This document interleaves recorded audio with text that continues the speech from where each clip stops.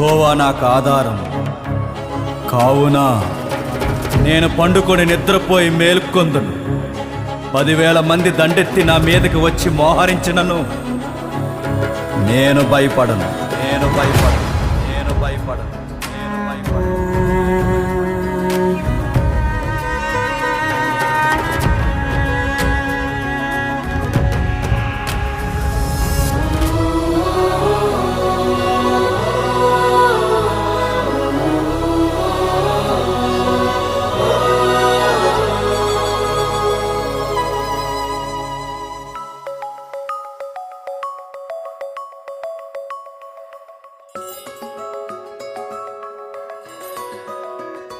యెహోవా నా దేవా, నీ దయలో కాయుము.